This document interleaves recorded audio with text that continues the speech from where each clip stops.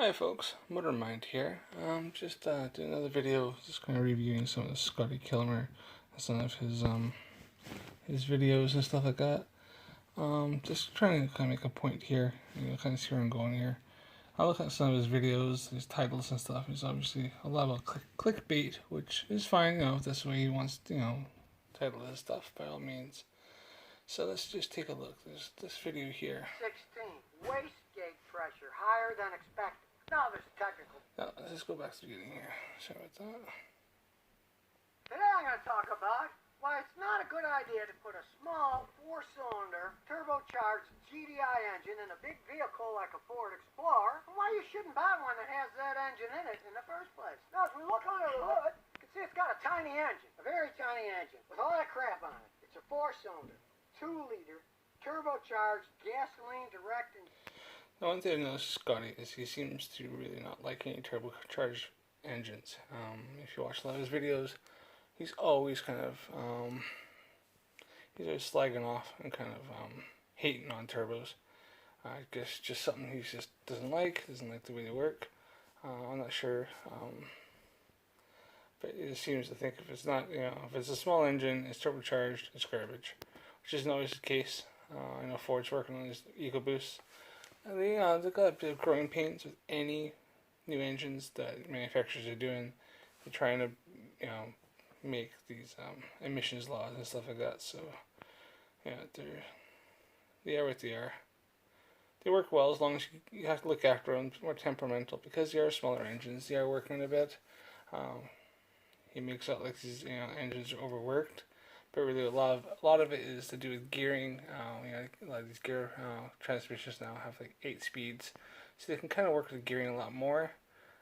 Really, if you wanted to, you could probably put a 1-cylinder engine in a big vehicle. As long as you geared it right down, you had loads of gears, it'd work. It'd run. It may not have as much torque, but actually, technically, it would work. So it's just that's kind of where they're going now with a lot of these vehicles nowadays. Injection engine in a vehicle. That's a pretty big sized vehicle. What's the problem with this one? It runs perfectly fine for a while, especially in town. Turbo kicks in lots of power, but then you take it on the highway, get it going, the turbo cuts out entirely. It doesn't turbocharge at all. You're just running it with no turbo, and it's a dog then. Now my customer recently bought this vehicle. He's a new customer. If he's an old customer. So it sounds like it's got a boost pressure issue. Either wastegate or it's got a sensor. They got sensors in the intake after the intercooler.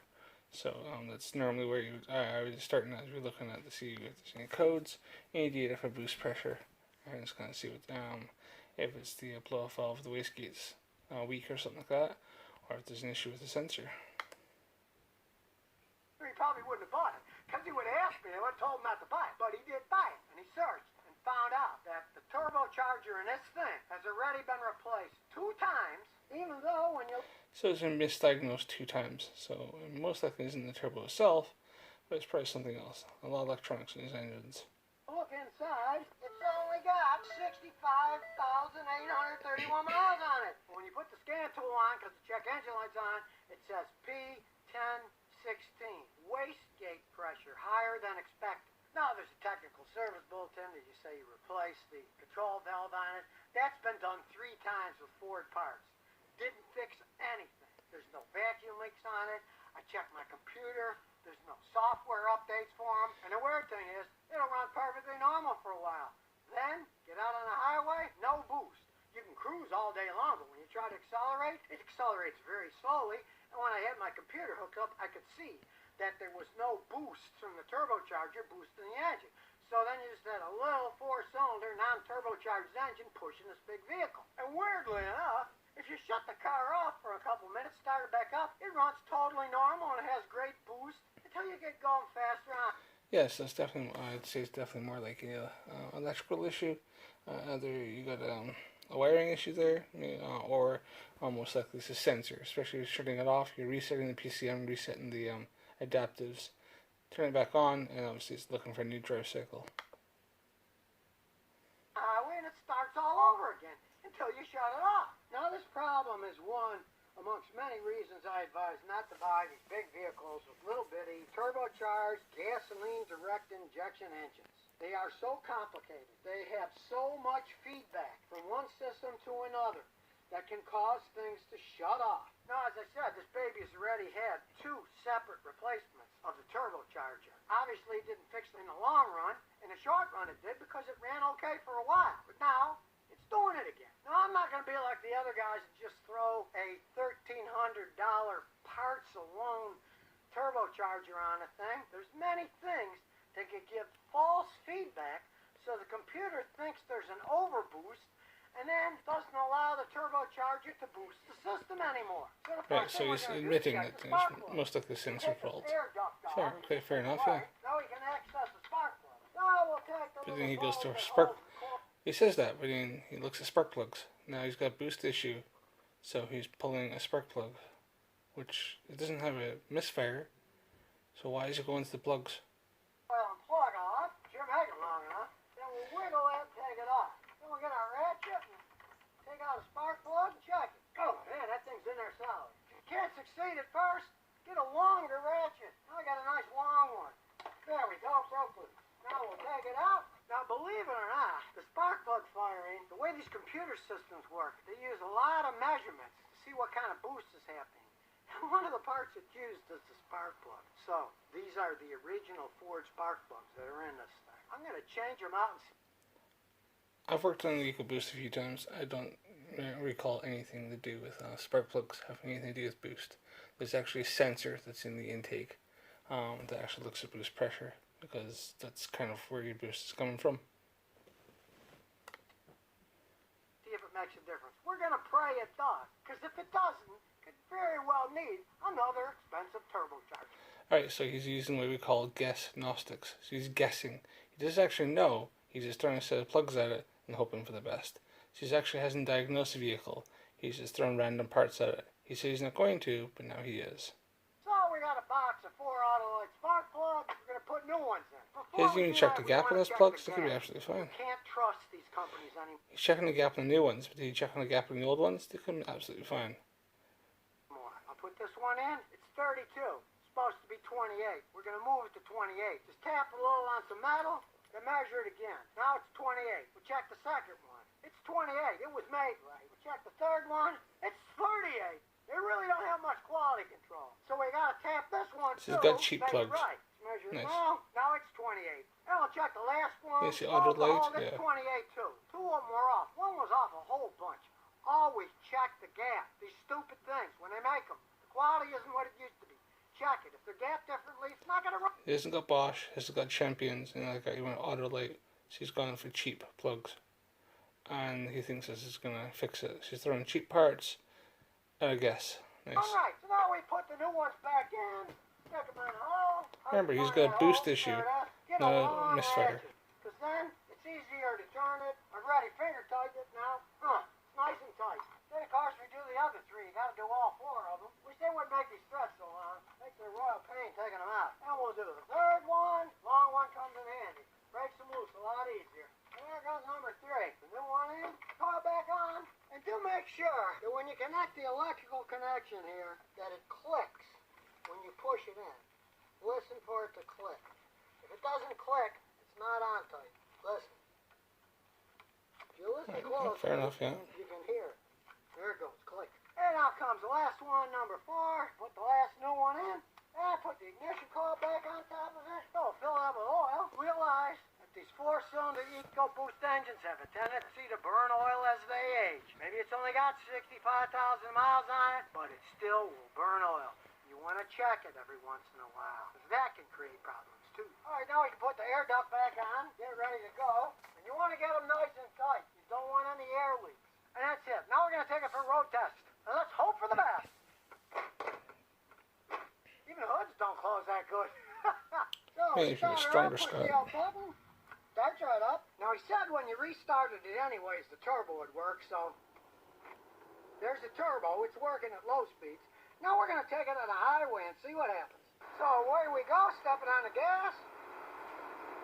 Got some decent pickup, the turbo's working. Let's see how long it lasts. And here we go, passing the trucks. It's running really good now. Let's see if it holds up. We're driving around for 15-20 minutes. It's going. Now we're back home and voila, it's still running like a clock. Well, when you have a fault, usually a sensor fault, you should have to have several drive cycles. He would plug this scan tool in, so he would clear the codes, clear the adaptives, and it takes usually around 3 to 4 drive cycles. Drive cycle is actually on, off. Sometimes he even wants to see the engine heat up and cool down. So he's seen he's got a fix, but he's only done one drive cycle. So I wouldn't call that a fix. I'd call that well, he gassed. He threw spark plugs at a vehicle that had a boost pressure issue.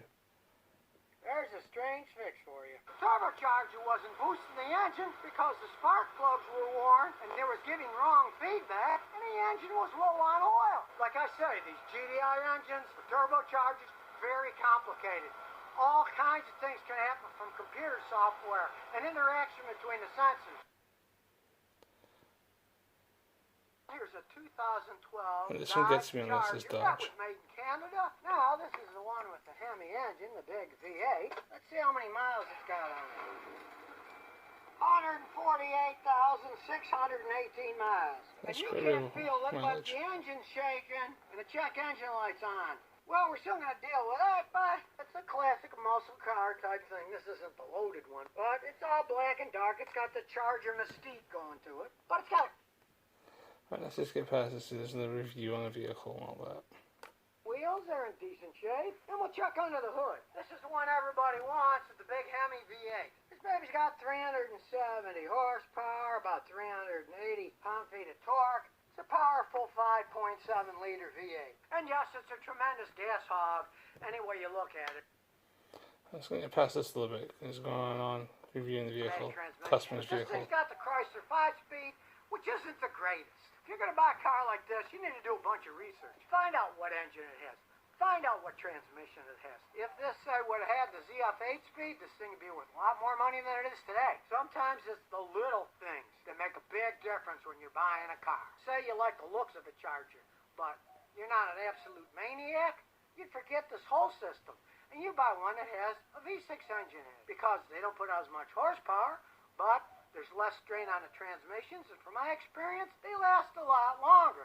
They get a little bit better gas mileage, because they're a V6, but mainly, they're generally going to outlast these Hemi ones, especially with the 5-speed Chrysler-made transmissions, and they do so for two main reasons. There's less power, less strain, things last longer, and the guys that drive these like maniacs all want the big Hemi V8, and they drive the heck out of them. You buy a used one, you often end up buying a used, worn-out car then. But with the V6, Not everybody. Some people just like the V8 Hemi just because they like the sound and they drive them quite nicely. Really think about it, his customer bought this vehicle here, and he's seeing that the customer's bought a piece of crap that's been bagged on, or the customer's going to bag on the vehicle. His own vehicle, if he wants to do that, by all means. not the power, not the popularity either, but you can get them a lot cheaper. Now let's take a listen to the motor. Now they make a lot of noise, but you can hear that clacking. That's not normal. Sounds like the engine oil needs an oil change. Maybe the oil's a bit subpar. Maybe there's some cheap oil in it. Sometimes you did suffer from a bit of valve noise, but usually the tappets or the hydraulic lifter sometimes clog up a bit. Throw a cleaner through there. You'd be surprised what it'll do. It sounds good at the back, but not the front. Now, at a minimum, this thing has hydraulic lifter problems. Hopefully, that's the only problem with this thing. So we're going to check it out with my scan tool. So let's hook up the old scan tool and check her out. Away we go with my new scan tool. People often ask me if they want a good scan tool. They find out that the $100 ones aren't good enough and they don't want to buy a $4,000 one. This particular one is about a $500 scan tool. It's a Maxicom MK808. So far, hey, works pretty good. There's a lot of stuff, but it isn't $3,500. It's $500. So far it works good. It auto-read the VIN. I didn't have to type it in. Yeah, it's a decent little scan tool. 19, 20, 23 fault codes. But what we care about the most is the powertrain. It's got a bunch of codes for cylinder 2 misfire, airflow, ignition coil insufficient ionization, ignition coil 3 secondary circuit, insufficient ionization. Looking at all this data and talking to the customer, they have never changed the number 2 ignition coil. So we're going to change the number 2 ignition coil. Oh, and hope it number helps. 3, because it's Now got code for that. That won't get rid of the ticking. I can tell by the noise. The lifters are making noise. But on this engine, change the lifters is 7.2 hours of labor. You're going to spend about 1,000 smackers doing that, plus the parts. More money than the car's worth. So we're going to try the coil. Take the stupid cover off. We're going to change the number 2. Well, this is 2468, so we'll change this one here. So we squeeze the connector. So he's got misfire for number 2 and 3, and he's got a coil code for number 2 and 3, but he's decided he's going to do just number 2. Tight. You really got to squeeze. Now these vehicles are also wasted spark system on them. They actually have a coil that has this coil on plug. It's got 2 spark plugs. It's actually got 16 plugs in these 5.7 V8s. I used to work on these back in the day when I was an apprentice. I've done many of these. And it's called wasted spark, and it actually uses sparks on the exhaust as well as on the power stroke. And the one on the wasted spark on the exhaust is to help burn off any kind of unburnt fuel and stuff that's in the exhaust as it exits as for emissions. There. I'll unbolt it, 10mm. And if you can't see it, there's another one hiding here. Of course, it's in the way of everything. There we go. Now we'll get the socket and spin it by hand. Sometimes the coils do go down though. They do burn out. It happens on a lot of vehicles. The coils do burn out. There's another thing is he's diagnosed this vehicle simply on just a fault code. That's all he's done. He didn't look at any live data. He didn't test anything. He didn't look at any kind of to see what was the waveform on the spark plugs. Did you look at that? He didn't look at that. Didn't put a code on. Didn't put a lab scope on there. Take a look at it. No actual real diagnosis. What he's done is he's diagnosed the vehicle simply off a DTC, off code. Which, if any good diagnostic technician knows, you never ever diagnose a vehicle just off of a fault code. Because all the fault code is just the engine computer, what it's seeing, and it's just throwing something up. But it's on sensors and stuff like that. And you can have a misfire on number 2, and actually it's running mate, which would be like number 5 or something like that. You have to look at the firing order of this. Could actually have a misfire on that, or it could be an injector. Injectors that I've seen loads and loads of times. The injectors, which I'll show you right here. Injector right there. And they're clogged up, and because it's not firing right, or the pattern isn't right, it causes a misfire. It doesn't have an injector code. All it has is just a misfire code because it's not enough. The injector is working, but the end is the pattern coming out of it is very good. So there's that fault. I've seen that lots and lots of times. Injectors causing a misfire code, and the cause of the vehicle, because it's misfiring, because the injector, it's detonating a little bit because the air fuel ratio isn't right. It can actually cause engine noise as well. It's the same. So we'll pop it back in the hole so it fits on the spark plug. Customer ready. Oh, by the way, these coils are not cheap either. So he's threw a new coil at it. He's threw some plugs at it on one cylinder. Left the other 8. Left the other 14 spark plugs. And that's it. So I mean, he's just guessed off it. It's just driving nuts. It's not the way of diagnosing a vehicle at all. It's called guessing. Another diagnostic. Sure made long threads on this baby. Now we can finish the job here and the other side. Of course, don't forget to plug the coil in or it won't fire at all. There, that's locked on. Then I put the stupid beauty cover on. It doesn't really do anything. What the heck? It came with it. Close the hood. The beauty covers actually help protect things, and it's just nice to look at. So we just turn on the idiot lights, not running, and click erase codes. Ignition on and engine off, yes. And now it's going to reset stuff. And it even checks it to make sure that it did. We'll read it and see. Now there's no fault codes. So now we'll start her up. You can see the check engine lights off. The air pressure tire monitoring warning system's on, but what the heck, everything breaks on these old things. Now we'll take it for a good everything breaks on them. ride. It's still got some guts left to it. Not what it started with. Because as I said, the lifters are still worn, odds are the cams are still, it's never going to perform perfectly, but we're going to... How does he know that? How does he know the cams are worn? He hasn't looked at it. He hasn't took any covers off, nothing like that. He's just guessing once again. See if we got rid of that number 2 cylinder misfire by taking it on the highway. It does go Oh, like well, an number 3. grown. Number 3 had a code as well. And truthfully, it does ride like an old muscle car. You feel every bump on the road. This thing still got old shocks and struts on it. We want to see if we can get rid of the misfire. Now we take it for a spin. Let's check it. Now it's got one fault. We'll see what the fault that came back is. As you can see, even Much more in bits of misfire a code. whole bunch of faults that have come back already. Yeah, the car is electronically. A lot of vehicles actually have something called the phantom codes. The codes that show up in your diagnostic tool. He's actually using the Autel, which is an aftermarket diagnostic tool.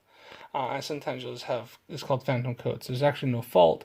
It's just to come up because it's the communication between the interface of your diagnostic tool and the car's computer.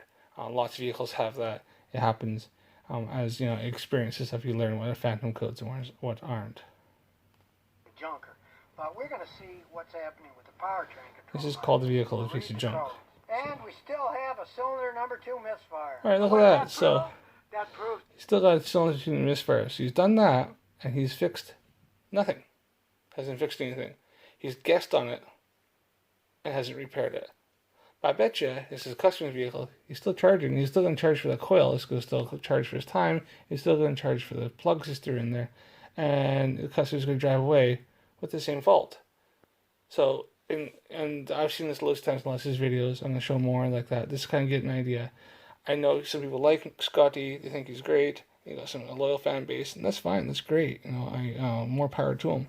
All I'm just trying to make people aware of is don't always listen to and watch and his repair videos. A lot of his repair videos are not very good. His diagnostics are lacking, non-existent.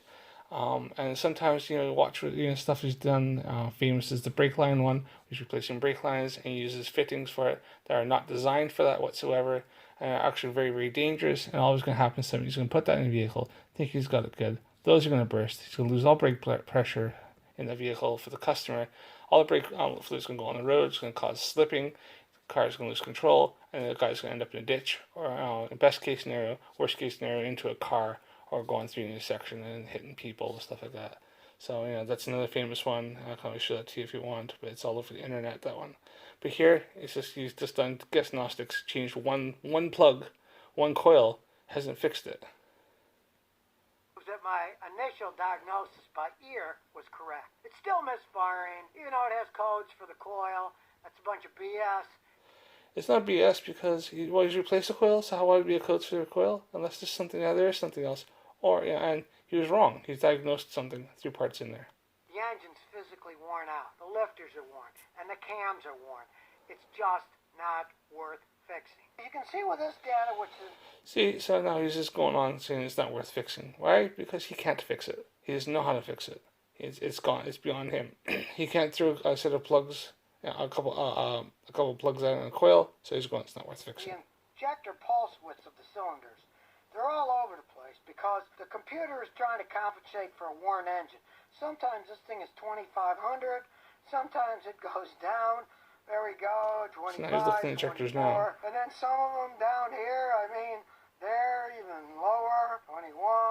They're moving all over the place because it's trying to compensate for the wear in the engine. Now that one went down to 1500. Now it's going back up to 21, 22, and this is all idling with my foot not on the gas. The computer is doing it itself. Yes, injectors do that. That's exactly what they're supposed to do that. Misfire code to an active misfire code. So basically, as you can see, this charger basically has all worn out, and then if you compensate for wear, you see now just idling here, it went from a pending misfire code to an active misfire code. So basically, as you can see, this charger basically has all worn out engine. Now, the customer bought it a year ago, wasn't a customer. It's diagnosed worn out engine just because it's got a misfire code. $1,000 for that car. It's not worth hardly anything because it's pretty well worn out. This is a reason I tell people. So you said the car is now you're saying the customer's car is worth nothing. If I was my mechanic, I'd probably be freaking breaking his jaw right about now. Not to buy Chrysler products. They are not well made. They do not hold up over time. It's not like this is a dinosaur. It's 8 years old. And what I showed you was a running problem. Yeah, it's got 100 how many thousand miles on it? More electronic problems that I haven't even analyzed yet, and I'm not going to bother because it's not worth it. this vehicle, as it stands, would probably need a fully remanufactured engine. More money than the car, of course. But at least now you know the truth about So now what we see is now Scotty can't fix it. So now he's blaming the engine. See, the engine's crap. Yeah, it doesn't work. So because Scotty can't fix it. Dodge Chargers. Now Honda first got a name for itself when they started selling those 750 four-cylinder motorcycles. When everybody else was making 2 cylinders, they made a totally reliable. I didn't watch the rest of this video. But yeah, this kind of gives you an idea. I said once again, I've seen this in lots of his videos. He can't fix it, so he blames the engine. And he's just 52 years. You think he'd be freaking all over it, but he's a hack. So, subscribe to my channel, click like.